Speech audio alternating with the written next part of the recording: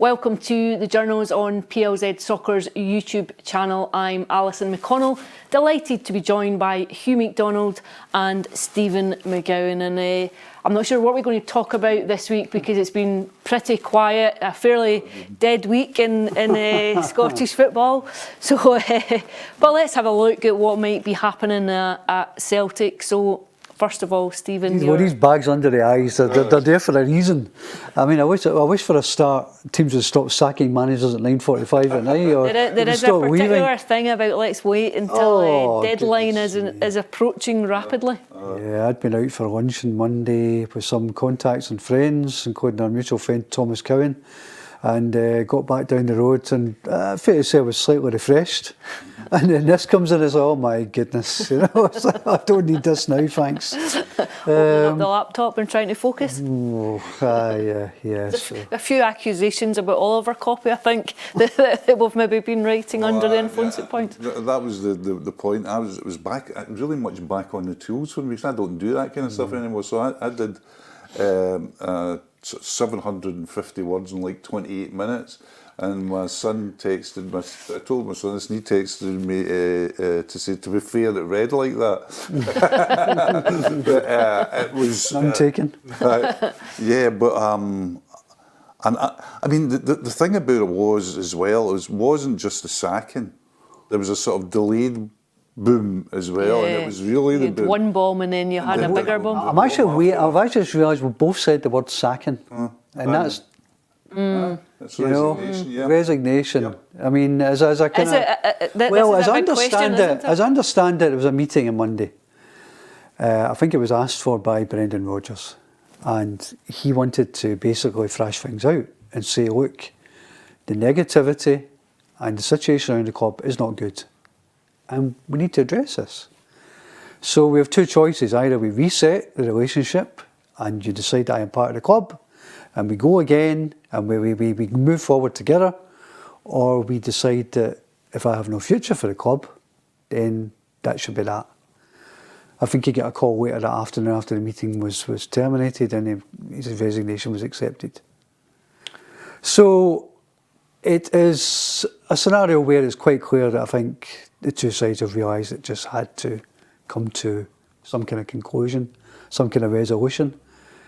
And I think probably for both sides it is the right resolution. I think there would be none of us sitting on this couch or anyone watching who would be surprised that Brendan Rodgers has left Celtic. I think the nature of it was a surprise, and then what followed was a surprise. It was almost very un-Dermot Desmond-like. It felt like an emotional statement.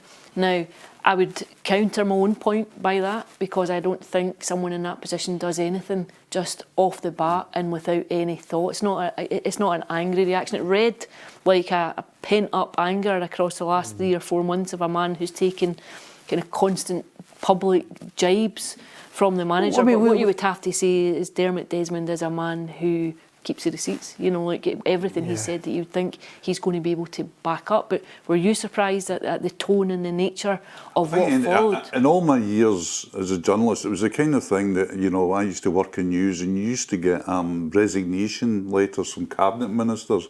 And I'm thinking I can go back long enough to the time where I think Dominic Lawson's resignation letter to Margaret Thatcher was looked upon as that's what brought her down. But that was looked as explosive and intemperate in its language. But compared to Dermot Desmond, that read like the instructions for your how to install your television. It was this was. I was really surprised when I read it. I thought, goodness gracious, it's so much surprised that I was it came at a point where you're hammering out words, and you're trying to catch things for second edition and things like that. So much so that at one point I thought, is this a parody kind of thing? Is this, and then seeing that it was really strong, and then further chance to reflect on it, you see, yes, as well, it's interesting, Stephen's understanding of the meeting, because my understanding of the meeting, and this shows you where things are coming from both sides. My understanding of the meeting was that Brendan phoned to say I'm resigning, and Celtic said, come in and talk about it. So that is at complete odds with that. So that shows you, I don't know if my understanding is right, and but it does show you there's two polar opposite narratives coming out. But the real narrative that's been coming out for a while has been Dermot Desmond's stronger than, I don't know how you would put it, complete and utter disillusionment with Rodgers, complete and utter frustration with Rodgers. And remember, this was a two-way thing. It was people used to insert other people like Peter Lawwell into it. This was a Rodgers-Desmond dynamic. Desmond got him back. Desmond's responsible for the initial appointment all the way back in 2016. Keeps backing him any time. So what you've got to think about is that every time that Brendan talks about Honda Civics, players not wanting to play for the club, thrown under the bus, people got to be working, can't fall asleep at the wheel, they've got to be really brave. What you've got to be thinking is after every one of those statements, Dermot's been going on the phone and saying, come on. Because there was always a slight diminution after these things with Brendan. But then he just rose again, and I just think all this has been welling up and it's just went. Yeah, I think he found it hard to constrain it, to keep it inside. After every poor performance, it would come back out again, and it was just unsustainable in the end. I mean, you were reaching that point where you thought, for the good of the club, something has to change now, because it was corrosive and it was negative. I don't personally think it was all on Brendan Rodgers at all. I think you can see the team was weakened. I think there were some mistakes made in player trading. I think it was a poor period of player trading in that transfer window. So I can understand his frustration, but equally, you're going back 4 windows. It's been really poor recruitment and poor player trading, and his frustration boiled over. But equally, I think we all have to accept that when you criticise your employer in public, you're playing a risky, dangerous game, particularly when you're a pretty well-paid employee. However sympathetic you might be to that, we all have our frustrations with employers. You can't necessarily go out in a press conference and start laying into them, however justified you might feel it is. There has been now an accusation that Celtic are washing their dirty linen in public in the aftermath of this statement. What we've heard, though, across a summer of discontent, a repeated accusation to this board has been there is no transparency. That's the point I wanted to make. Yeah, that was it interesting, because they've been accused for a lack of communication, Alison. And my God, that was communication from Dermot Desmond. I think the problem is the nature of it. I mean, for me, if they'd simply stuck to the original club statement saying, we thank Brendan for his 2 seasons of service, we wish him well, the club will now look for it, I think that was fine. I think that was adequate. I think, as Hugh says, there's been a level of anger which has built up, but I think it was an evisceration of Brendan Rodgers. I think it was a character assassination. I think it was unseemly. I think it reduced his departure to a circus act. And actually, I think, had Brendan Rodgers just left, I think people would have been, okay, he's run his course, he'd run out of steam, team wasn't playing well. I actually think he's got a bit more sympathy back because of the Dermot Desmond statement, which I think, as we say, for a club which was unhappy with a manager airing the dirty linen in public, to then air their own dirty linen in public, is quite ironic.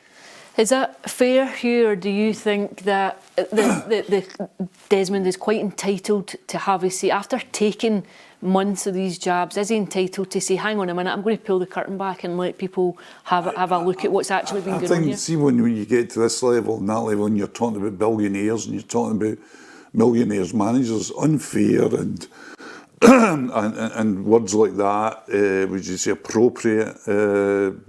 All these words go out the window, because what you're talking about a guy that runs huge businesses, a guy that is getting, I mean, Celtic and Desmond's portfolio will be a very minor financial interest, but it's an interest that's causing them a lot of trouble. I mean, there's a lot of public outcry and all this.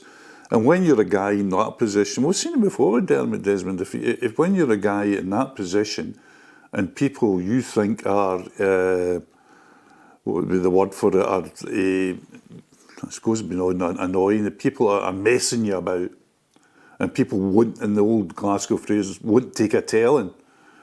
I think it's predictable that he comes out with something like that. I didn't think it would be as strong as that, but I did expect somewhere down the line, because we know there's already, it's lost in the mists of time now, but we know there was 6-7 weeks ago, there was that extraordinary Sun story where, people were talking about toxic relations in the club.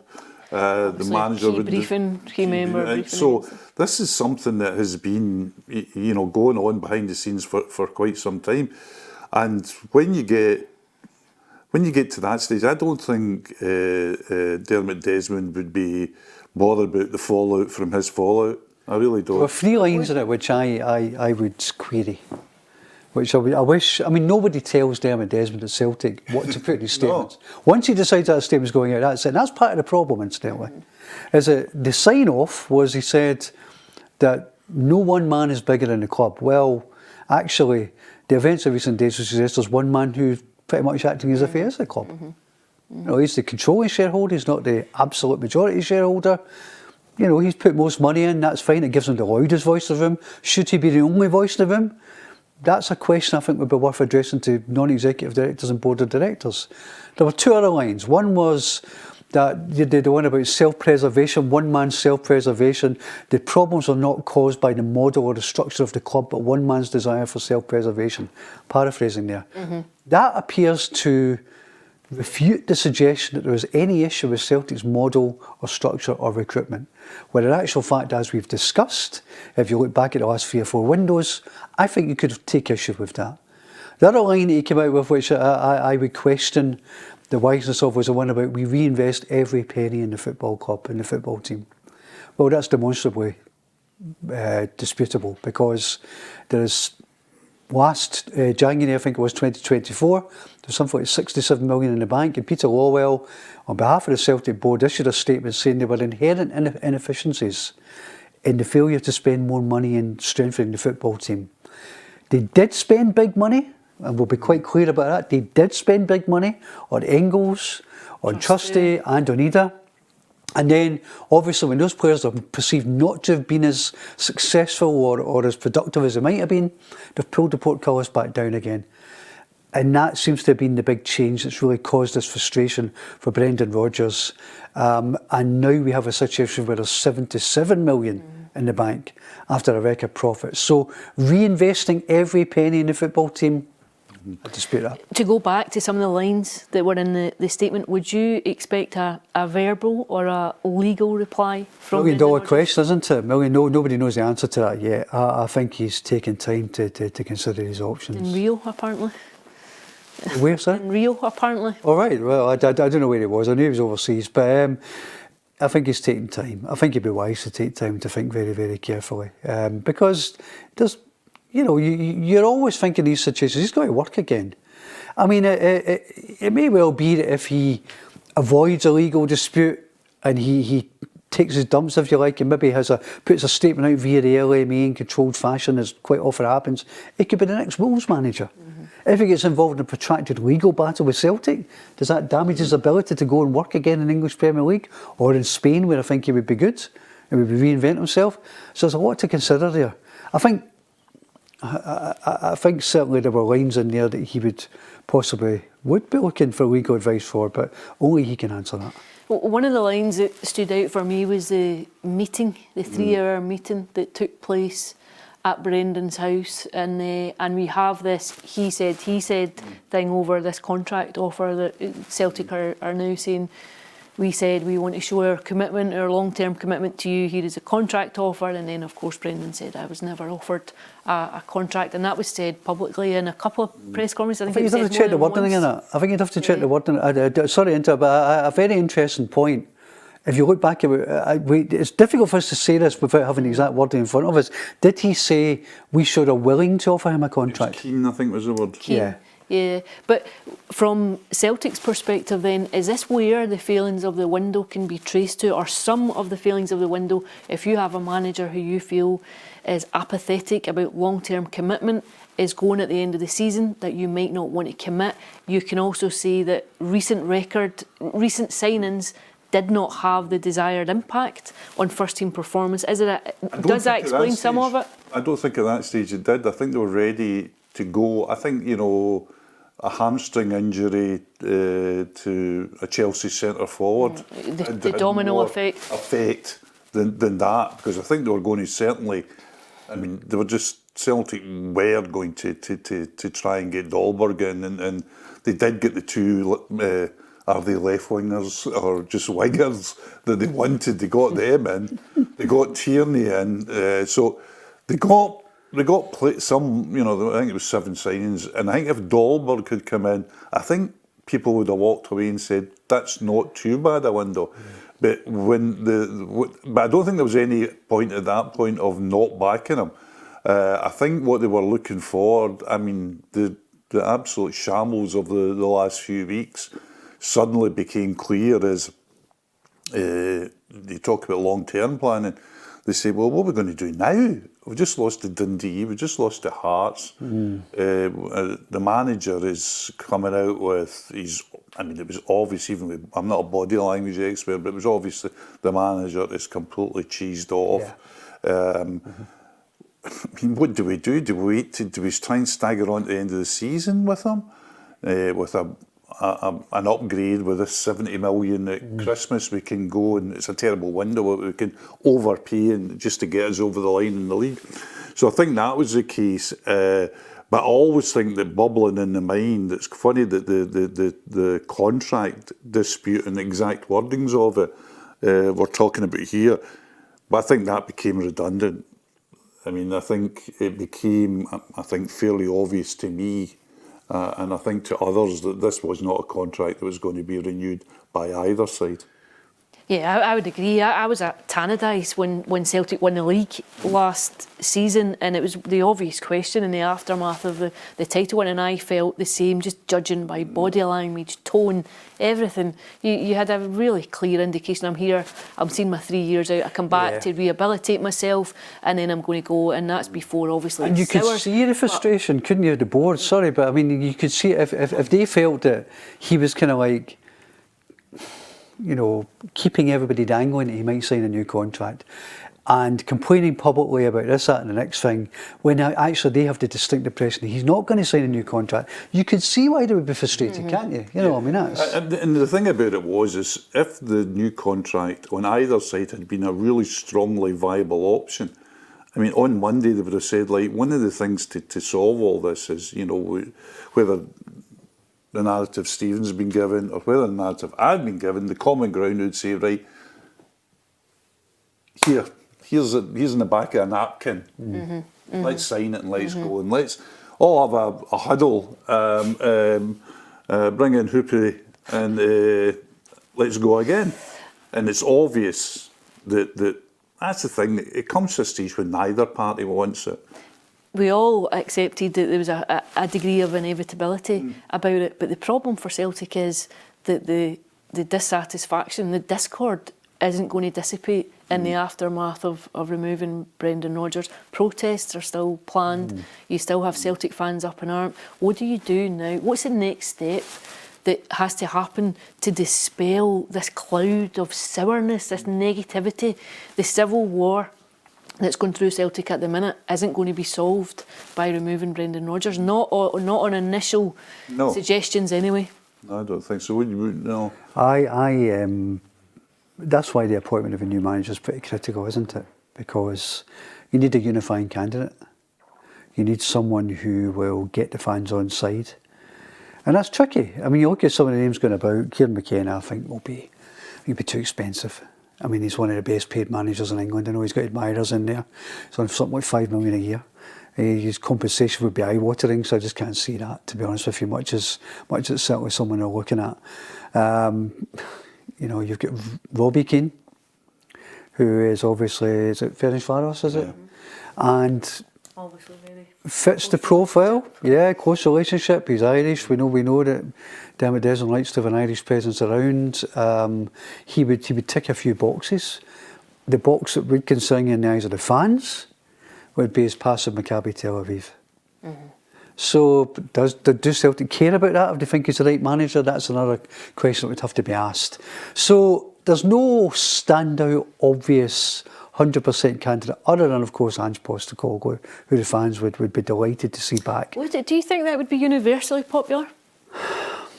Personally, I think they need new blood, new thinking. It almost feels like going back again. Yeah. And we're talking it's all what happened there when you go back, you know. I think the crucial thing at the moment is that, you know, the underlying fan protest.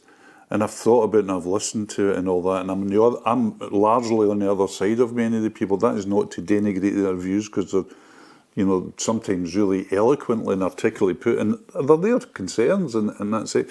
But the problem I have with it is, how does this stuff get resolved? How, you know, and you say to yourself, well, I can't see a resolution. I mean, you know, if somebody said to you, and you look at people and say, oh, we just want Michael Nicholson, Dermot Desmond and Peter Lawwell out. You go, well, okay, what is your strategy for doing that? Not buying a pie, keeping silent for 12 minutes or whatever. That level is impossible. What Celtic can do is take the initiative here. What they can do is say, right, you know, let's steady up. We understand your concerns. These concerns have been gaudily shown in this shambles of the last few weeks. What we're going to have to do is become a really modern club. And what we're going to do now is we're going to completely refurbish the football department. I know there's moves in that way as well, but make a revolution in the club where there will never be a Celtic manager again. There'll be a Celtic head coach. There'll be a very strong sporting director. You've got the chance to have a strong sporting director, which you couldn't have. And I'm not slagging Brendan here, but you couldn't have under Brendan, because Brendan's not a manager. I mean, he had real problems at Liverpool working with a transfer committee. That's just who he is. I mean, it's not. But bringing a coach who says, you know what, you're the coach, blah, blah, blah, blah, this is the sporting director. Revamp, we're going to talk about the performance scores now. Revamp the whole academy set up, whether that's even going to the almost the zero option. Do we even have one? Because what is it preventing? You know, I'm talking about real radical things. I agree structural change. 100% with what you said there about they need to become a modern, progressive football club. And they haven't done it. And they've never shown any particular inclination to do it. You look at Ronnie Dyler when he was there, you know, there was a time to have a sporting director and do all the things you're talking about, become a modern progressive football club. He didn't do it. When they had the breathing space of no Rangers in the top tier. Does this force a hand a bit though, the current climate? Well, that statement from Dermot Desmond showed no inclination whatsoever to do what you're talking about. As I say earlier on, there was the problem here is not the model or the structure. The problem was one man's. So there doesn't look to be any particular acknowledgement for me. Or appetite. Celtic have become a stale football club. They are stale at the board level, they've been stale in the technical area, even the team is showing signs of staleness now. That's why I say in the choice of manager, or there needs to be some kind of fresh thinking, new ideas, and unfortunately, my concern would be that that's not going to happen until there's a change of ownership. And there's no sign of a change of ownership. Or mechanism for a change of ownership, really. And there won't be, and the thing is, just there is no... It's a fanciful idea. There is no route to a change of ownership, because not even if, you know, Dermot Desmond decided at the age of whatever he is, I'm just fed up with this, I'm a billionaire, I'm going to wait to play golf with Tiger Woods.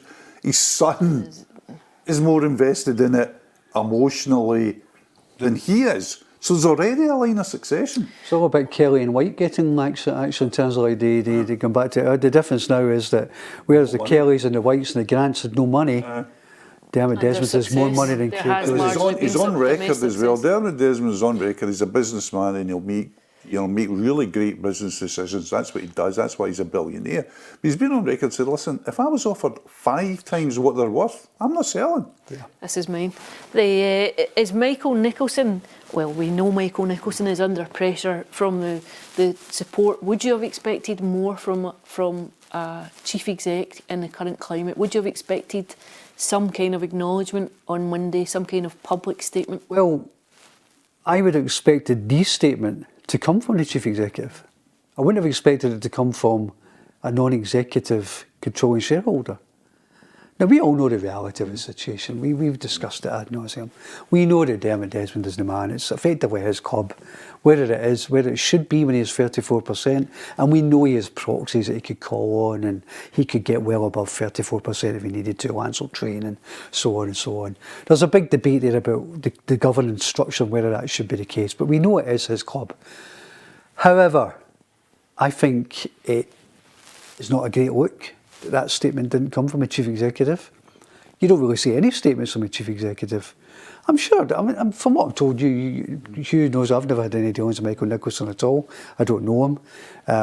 I think that's part of the problem for the club, is that they haven't really reached out in terms of the communications or the profile, and that's probably just not his skill set. I mean, they're now advertising for a head of business operations who will do more in terms of fan engagement and so on. So that's a strength to say, look, that maybe isn't where I'm at. We need to maybe get someone in who can do it. But it does raise a question that if you can't do that stuff, then are you a chief executive? And what kind of person should be a chief executive? I mean, we're getting too deep about it. I mean, we have Rangers and Celtic, we have lawyers, solicitors who are in charge, people who were effectively company secretaries. I don't know if they've got the entire skill set you necessarily need in terms of the communications, in terms of the strategy, in terms of the marketing and the profile. So there is a bigger question here about not just Michael Nicholson, but what kind of chief executive should you have at the biggest clubs in the country? Because I think at Celtic and Rangers, an inability to communicate coherently with supporters is killing them. Mm-hmm. I think the whole vision thing is crucial, because we've had a model which is, they'll look at it and say, you know, for example, the trading model, the football trading model is always criticised, but it's actually very successful in financial terms. Maybe not successful, it should be every year they make a surplus on player trading. They've had absolute dominance of a sort that I have never witnessed in my 70 years in Scottish football, complete, almost stranglehold dominance in Scottish football. So there's been strong points, and there's been the level of, if it ain't broke, why fix it? I think now though, when you sit and you look at what's going around, they've got money to do it. They've got, is there a will just to say, listen, this fan stuff's been a bit of a wake-up call. We'll have to address that. This manager, high-profile manager, and the ripping up of any, there was no structure, recruitment structure. There was at one time, and it could be criticised, but even taking left backs, what's the recruitment structure that links Kieran Tierney, Scaracci, and Inamura? There's no strategy between these three. That doesn't fit in. Well, you could see, you know, the Quans and the O's, whoever we argue about how successful or otherwise they were, it was a strategy. So there was that is what they've got to come down to, is think and get brains in the room. I think they've got to refurbish completely the football side of it, and take things on in the side of it. For example, I would like to see them being more proactive about the stadium, more proactive about the footfall around the stadium in terms of museum, other revenue streams, holiday, hotels. You need a new main stand. Yeah, I don't think they've got the money for that. Because the foundations go through the dressing room, the foundations are within over 100 million. No, they've said, you're right, they've said that, but they do need it. There needs to be some, maybe, some kind of fixing stuff out here. But I think, I mean, the thing about it is, I've not long read the book How to Win the Premier League by a guy called Ian Graham. And I think this guy's giving you money to mention this book every it's the fifth time I've heard about this book. But it's really stuck with me just how the thinking at top level club, the strategy and all the behind uncertainties that I used to have about clubs, like the manager's got to decide the player. That was one of my. He's got to say no, he doesn't. No, the manager has a voice, but no way does the manager veto a player. And you say, well, it's like that great line of Ricky Gervais, and that's Crufts. And you say, well, that's Liverpool. That's a revolution in itself. Isn't it? Yeah, but Hearts are showing a new way to recruit players now, aren't they? I mean, the data analytics and the Jameson analytics model and current evidence is changing the rules of the game. And really, if you hear the system that's at Celtic under Paul Tisdale, and I'm sure the system that's in place at Rangers as well, you know, I mean, they're nowhere near that at the moment. They're nowhere near it. And the funny thing about Hearts is Hearts are nowhere near the Jamestown analytics at the moment as well. Hearts are going to get. I mean, there's narratives produce themselves, and everybody after the result on Sunday said, "This is the thing of analytics." You go, really?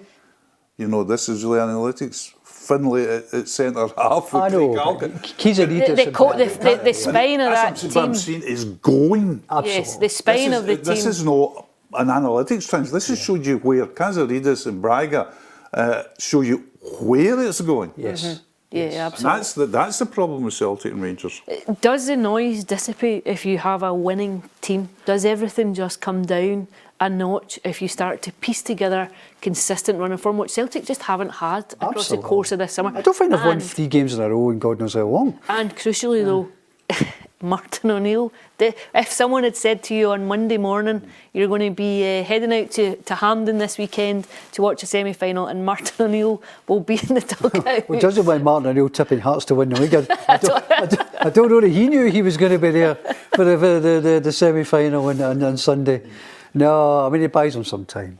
Because it would have been a hard sell to simply put Sean Maloney in. When you speak about popular appointments on someone coming in to unify, you've brought in a guy who has a very particular kind of status among the Celtic It's quite sport. funny. I texted Stephen the other week there and said, bring in the blessed Martin to the end of the season as some kind of... And I looked at it and I thought, good a minute. So that's... Somebody hacking your phone? No, I just... it takes... Meet Celtic's new director of football. I think it's a smart move in many ways because it addresses the fans and also addresses press conferences. That press conference yesterday, with probably anybody else at it, imagine Sean Maloney alone at that press conference. But imagine they brought in a manager, say they brought in Kieran McKenna, you know, if they brought in a manager immediately, they had one ready-made, would have been a car crash because there was no win in that. There was no win. Whereas Martin took us down byways and roadways. And he's a bridge between two different factions at the minute. And he doesn't engage with any question at all. I was going to say he doesn't engage with any question he doesn't like. So the press conference kind of fizzled into this, you know, almost sort of Jackie Neori thing where you're sitting looking at stories and they were all quite pleasant and and it's an art. But it will be fascinating because he's quite explicit that he has no time for some of the modern trends. Somebody going to ask him about XG? Well, this thing about, but this, you know, one of the many criticisms of the way Celtic were playing recently was the kind of the perceived horseshoe, passing the ball from side to side, keeping possession for possession's sake, having at one point in the game against Hearts, I think it was, or Dundee was at 94%, no shots on target, and Martin O'Neill likes to get the ball forward. You know, that's derided in some quarters and making him a dinosaur because that's a world we live in. If he gets the ball forward, scores some goals and does it to some effect, that for me will take an awful lot of the noise away. He had a fairly sobering time of late, obviously at Ireland and then back in at Forest. Will it be interesting to you, do you think, just to see a man of a 73-year-old man now go back in to a dressing room that's probably altered beyond all recognition? Absolutely. I mean, you think Martin in his heyday was talking to the Lennons and the Larsons and Suttons, and there was shouting and bawling and breaches of the peace in those dressing rooms, amongst the players as well. I mean, the stories you hear out of that dressing room with players, it's just a different world. the one thing that could be a problem might not be a problem. People say, oh, well, if Sean's going to be coaching the team, Martin will be poking his nose in. Yeah, Martin will have an influence. But Martin, when he was actually the manager, wasn't really poking his nose into coaching. Training on a Friday? He'd come on a Friday and say what he would do. He had that Brian Clough thing. So I think there'll be a clear route for Sean to set up the team, but it will be set up to Martin's instructions. And that getting the ball forward is interesting. The other thing I thought was interesting was when O'Neill talked very strongly about physicality. You know, when he was in the aftermath of Sunday's game, or something like, that kind of stuff. And you see, well, he'll be bringing in a bit. There's no physicality. Yeah, I think that as well. There's no physicality in the Celtic squad. And not even to bring in. I mean, if you're going really, really strong in physicality, the only one you see is bringing Tony Ralston. I mean, there's not even like, guys in reserves or sitting back. I mean, Bernardo perhaps would be, but he's not really. Could be good news for Arnie Engels because he's bigger and stronger, in theory at least. And the athleticism.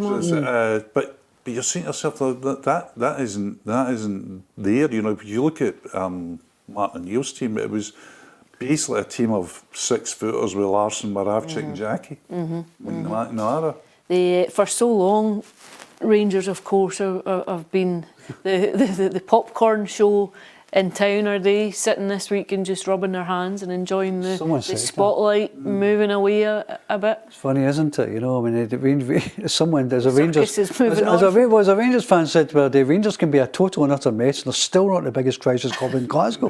Well, I think it was, in fact, Aberdeen sporting director. That's right. Well, that was, I had a conversation with a tabloid friend in Monday night, and he said, I had to, he says, this has annoyed me more than it's annoyed you, referring to the shenanigans at Celtic. He says, got a great splash, and, Don's boss hid the Penguin in Bath.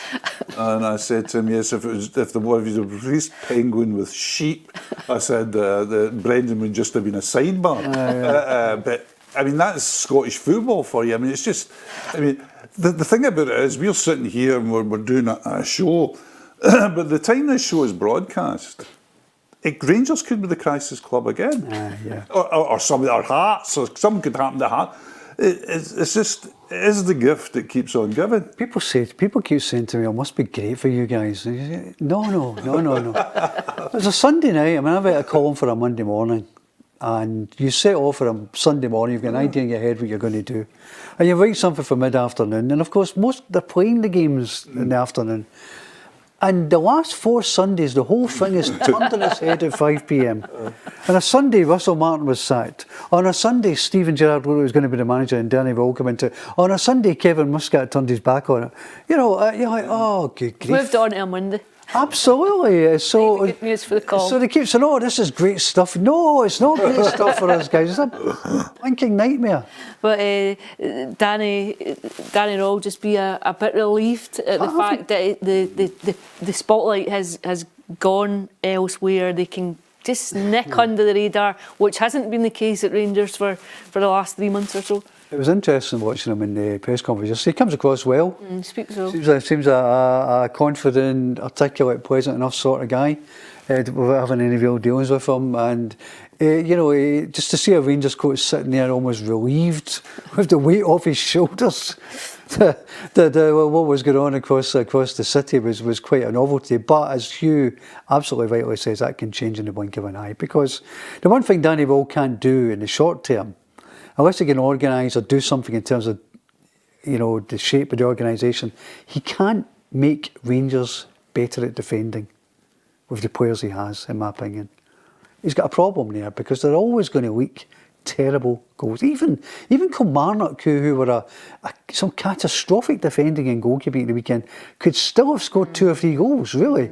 At Ibrox. So I think that's and this comes back to Celtic and Rangers. Yes, you could have a new manager going in, he can invigorate them, he can have a bounce, but he's still got the same players. Over the long term, well, until you limp to January. Anyway, which club is under more pressure going into Sunday's game? It's a toss-up. I suppose Celtic, because they're in the eye of the storm, and Rangers have been in the eye of the storm longer. But having said that, you'll know which club is in the eye of the storm on Monday morning.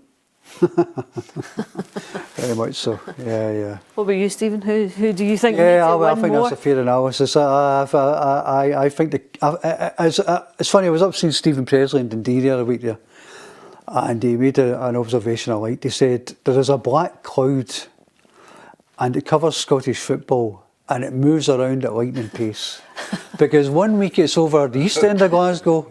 1 week it's over Govan, then it will switch up to Dundee for a couple of days. This has been new this season, though. There has been a novelty. It likes a wee trip to Aberdeen now and then. Well, and then, I tell you, if anyone is relieved this week, the only city it appears to be dodging this season is Edinburgh. Because Hibs have pulled out of their slightly early worrying form, and they're showing a bit of form. But I mean, it is the theme of the season is angry fans everywhere you look. Mm-hmm. Because so many clubs have disgruntled, dissatisfied supporters, and there will be one set that will be mightily disgruntled on Monday morning. That's for sure. Well, no disgruntlement in Gorgie. At which point do you start to think Hearts are genuine title contenders? I think why not? I never felt, as you know, last year I never felt that way about Aberdeen. I thought. I think what plays into Hearts' hand is the disarray of the two other clubs. Yeah. So that's a given. You need to tick that box before you go any further. The second thing is they've got a decent team. I think the superlatives about them, for me, having watched them live now on 4 occasions, are overdone. But they've got the points on the board. They've got a nice wee gap. And crucially, and Brendan Rodgers was slaughtered for this, but crucially they're not playing a lot of midweeks. And while Brendan would have been slaughtered forever, it is, in any analytics, talk to any sports scientist, it's a huge advantage. You've got all week to recover, and you're preparing one game to the next, and you're even talking about, you talk about even the top teams, and I know they're talking about now, we've got no time to coach the players, we've no time to recover, but we've got huge squads with real quality coming in. So you've seen it already with Celtic. All it needs is a couple of wheels to fall, one wheel maybe to fall off the barrow, and then suddenly, I mean, for example, on Saturday, and it's all ifs, buts and maybes, but if Johnston and Vickers play on Sunday against Hearts, who knows? But that's not to take away from Hearts. Hearts have got this leeway in terms of recovery, preparation, decent squad. I think the squad's a bit deeper than the Hearts squad has ever been. So injuries to certain players will have an effect, but it might not have the catastrophic effect it has. So I think they're slightly odds against to be. Well, they think, if you speak to Andrew McKinley or Dermot McKinnon, he'll tell you after the second round of fixtures is when I think even they will be forced to concede that they're contenders. After all the teams have played each other twice. There's a game in January against Dundee United. And if they're up there then. But the point I think, which is quite often missed, is that Hearts don't need to be perfect.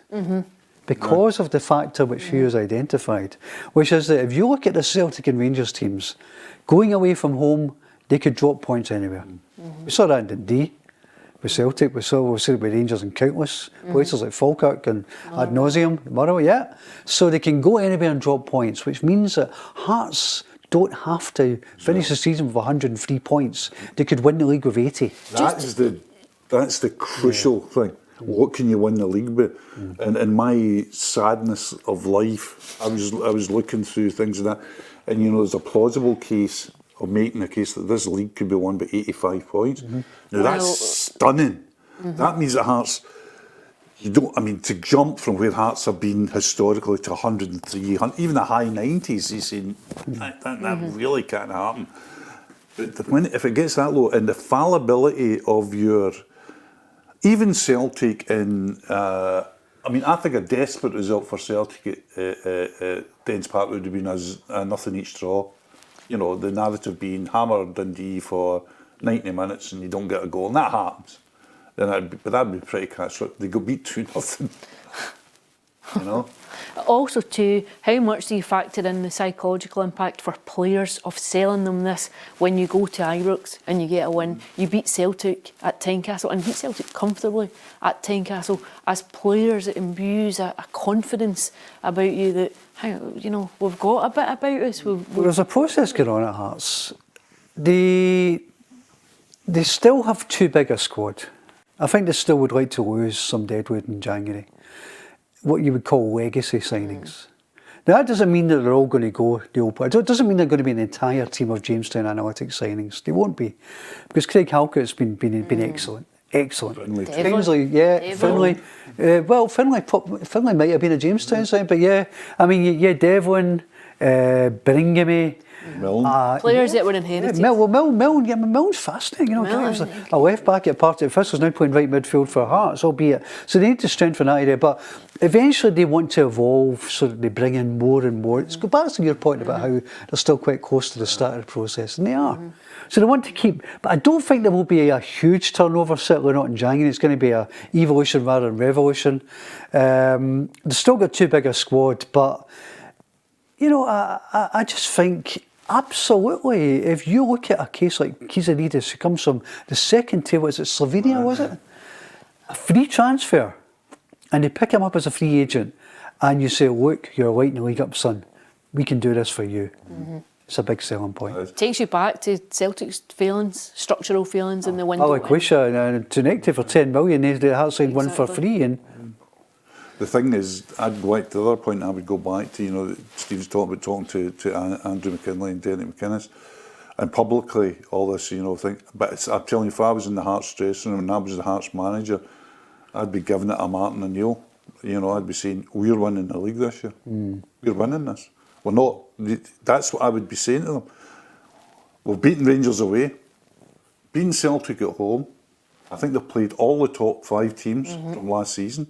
I'm saying, listen, and it's a very non-Scottish football thing to say. I would imagine it's a very non-Derek McInnes thing to say, because he's a mired in this tradition team. But I'd be saying to every one of them, looking them in the eye, the way Martin Neal did, do you think we can win the league? Do you think we can win the league? Because I think I'm amazed at how plausible I find it. Well, it's interesting that point alone, the way they are talking. Because Tony Bloom's kind of forced a hand a bit. I don't think Derek McInnes, he's not a guy who's ever, I mean, at Aberdeen it was very much, let's all get carried away when they were doing well. Now he's more upbeat because Tony Bloom has set the bar up there. He's also a more experienced manager. Well, of course he is. Maybe look back on and he knows he's got a good team. Yeah, he knows he's got a good team. But equally, Tony Bloom's kind of like said, well, I'll be very disappointed if we don't finish second. So you can't then be the manager who says, oh, well, hang on a minute, you know. Can't go against the guys invested 10 million. So I think he's treading the tightrope pretty well, actually. Is Derek's part been overlooked in some ways because we're all excited about this Jamestown analytics and we're looking at players that have come in? But do you maybe overlook the old-fashioned element of just an influence? You know, I cause an absolute stushy on here by saying he's not a Jamestown analytics manager. Prima facie, he's not. Whether he becomes one or whether he adapts to that.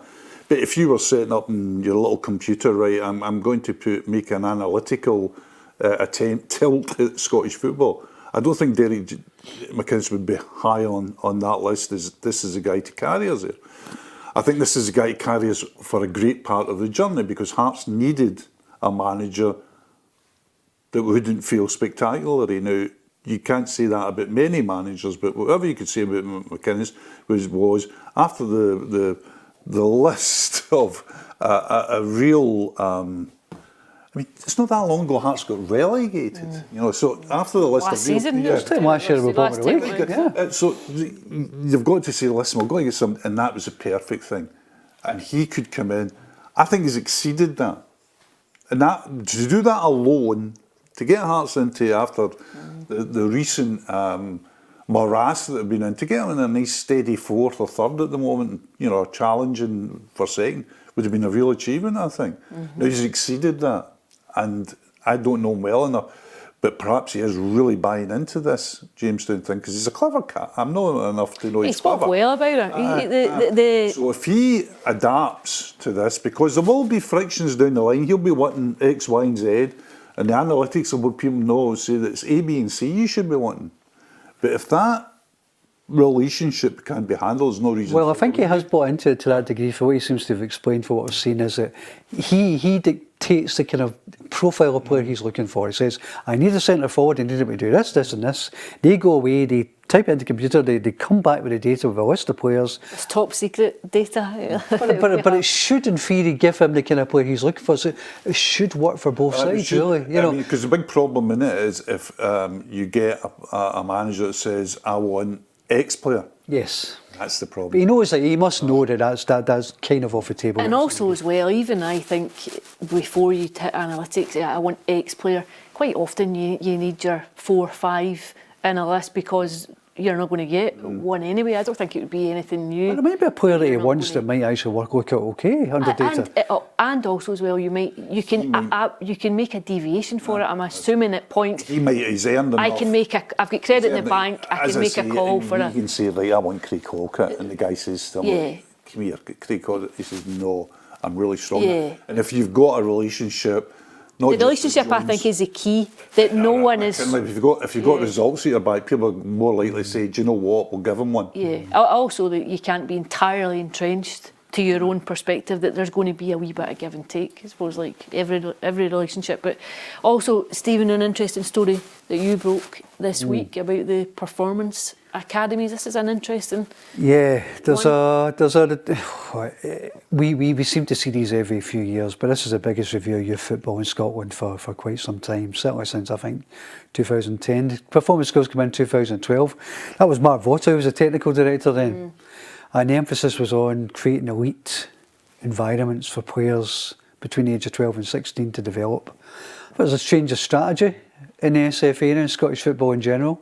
I think they've looked at a number of other nations, and they've looked at nations like Japan and Iceland in particular, which is a comparable climate, far smaller population actually, 70% the size of Edinburgh, but they have invested in grassroots facilities, making football more accessible to young kids, because I think there is now that feeling that actually it's not so much the 12 to 16 we need to prioritise, because football clubs are taking care of that themselves.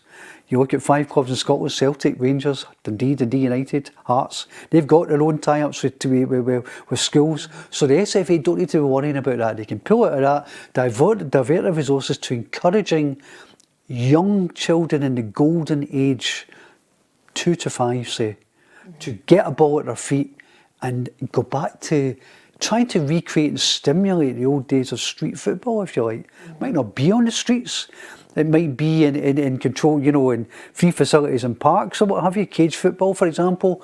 But they're looking at a change of strategy, which will, I think, hopefully, just get us somewhere better. Because at the minute, it's not happening. Our under 21 and under 19 teams are not qualifying for finals. I always thought a good idea when you look at the numbers that come through academies and actually go on and make it in the professional game. The percentages are minuscule. Is it 0.4% or something like that of players that go on and then have a professional career? I always wondered about the experience that these players have and the coaching that you've had, that almost you could say, well, you've not made it in the game, but you clearly have a love of the game, want to be involved in football.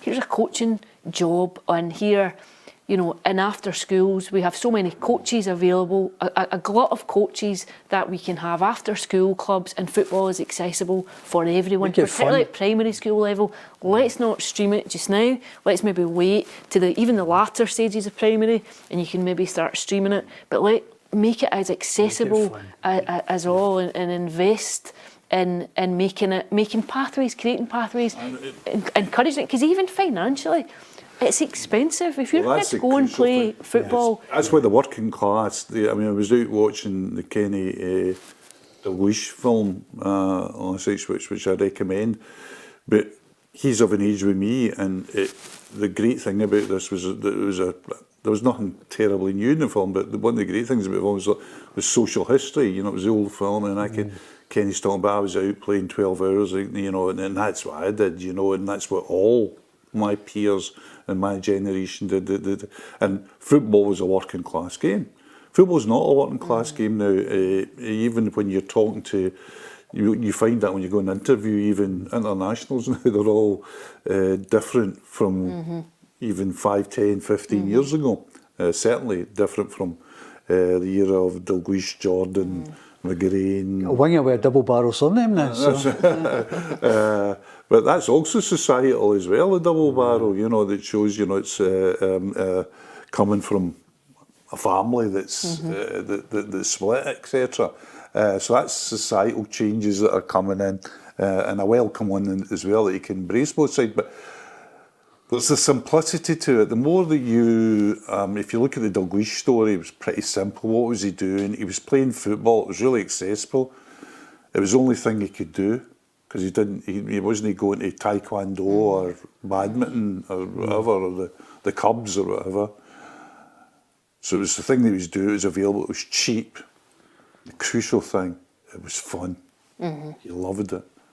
There was nothing he loved more than getting out and playing a ball. And that persisted till he actually stopped playing. There was a joy in him. Dalglish is a very complicated character. But you always got the feeling he was never happier than when a football. But that's what I try to do. I mean, it's almost like now you feel as if the only way kids can play football now is in a structured environment. Yes. Very organised, structured training where they've got to have they've got to pay £5 to go and play football at all, at least. Which is, by its very nature, excludes a lot of kids. So I think what they see and what they want to do, from my understanding, is they want to just. These pitches in schools that are locked up at nights, these local authority facilities, local authorities are facing huge funding crises. A lot of these facilities are closing down. I know Mike Mulvaney, the president's hot on this as well. Can they create these facilities and these environments where kids can just go and play football, get a ball at their feet and play for 3 hours a day if they need to? Yeah, because that's the way to elite thing. I mean, it's the Dalglish route, but we were talking, it's the Andy Murray route. I mean, there's certain things that you tick off Andy Murray. Was he playing between 2 and 4 with a ball? Absolutely, there's pictorial evidence. Did he enjoy it? He loved it. Was he practising indoors? I mean, his mother even wrote a book about this, how they had games when it was raining with balls. Yes. Was he playing multi-sports? He didn't go focused. Andy didn't go focused to 12, 13. There was a possibility. Football was a very strong possibility. He was one. You can see where he is with golf. He was very good at anything he did. He had that hand-eye thing. He had the competitiveness, etc., etc. But there was a looseness about all this. There was a looseness on him until he actually made his decision. And once he made his decision, like all elite sport, it became very narrow. Yeah, you're locked in. You're locked in. That happens with others. It happens with others. I interviewed Neil Gourley, who's one of the, as we know, is one of the triumvirate. It's the best 1,500 metres runners of all. How did he become one of the best 1,500 metres? A long journey, but it started in primary three, where his teacher saw him running about and says, "You're really good at running. Why don't you go to Giffnell North?" So he went up to Giffnell North and he went, "I really enjoy this one." But at the same time he was running, he was playing rugby and he was playing football. And why was he doing all that? Because he loved it. No, it's a key, absolutely. But you mentioned the movie, you mentioned the GFT last night in Kenny Dalglish. Will we do a top 10? I can't sit in this seat without having a top 10. So we'll go for a top 10 Liverpool players of all time. And Kenny, I would suspect, would be your... Absolutely. And I get pelters from the younger generation for this because they always talk about it should be Mo Salah or Steven Gerrard. But I think people forget just how good Dalglish was and how even his record of whatever many titles, 6 titles and 3 European Cups, was actually diminished by Heysel, because I think that Liverpool team would have went on and won some more. But I just think Dalglish was everything. I always remember talking to wee Sean Maloney about coaching Kevin De Bruyne. And he said, well, he says, the thing about coaching Kevin De Bruyne, it was Kevin De Bruyne for Belgium.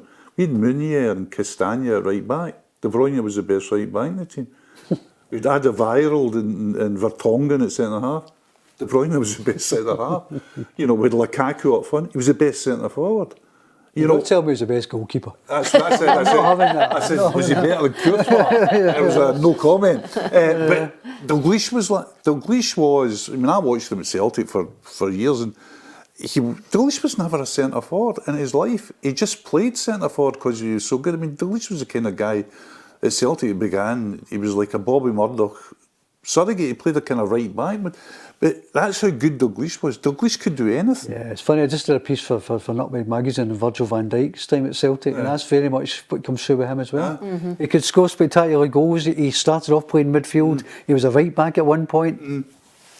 But there's that Virgil van Dijk goal at St Johnstone. Yeah. Where you go, this is the primary 7 boy playing against the primary 3s. There's players at that level. I mean, I think. And can I just point out, Virgil van Dijk is not on that list of Liverpool players you've got there. This is Peter's list that he's just sent me. This is great. What have we got? What are scores in the doors? He's got Steven Gerrard at number 2. That's quite controversial for me. Would you have Gerrard as Liverpool's second best player of all time? Not personally, no. Well, Peter, you're not here, but we. But then again, if you look at the miracle of, was it Barcelona? Istanbul, sorry. Yeah, I mean, you know, he absolutely iconic there. I mean, you know, I'm thinking, I'm a bit older, but you know, you look at guys like Kevin Keegan and you know, he's not got Keegan. I know. Keegan on his list.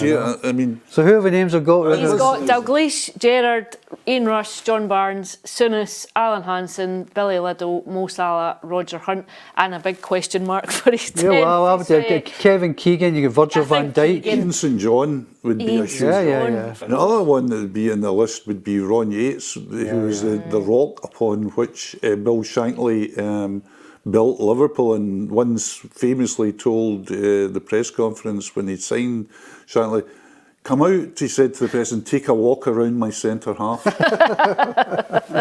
Huge man, Ron Yates. On that note, we'll leave it there. That's all we've got time for. Thank you for listening. As always, thank you for watching. Thank you to Stephen, and thank you to Hugh.